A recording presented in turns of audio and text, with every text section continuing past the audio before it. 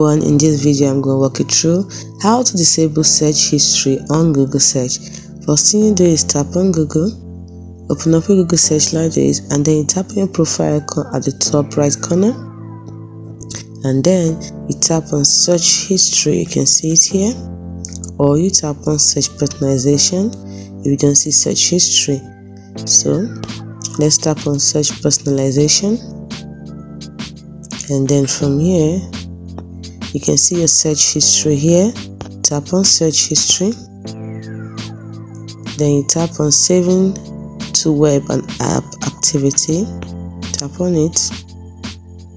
Now you can see this option for turn off. Tap on turn off.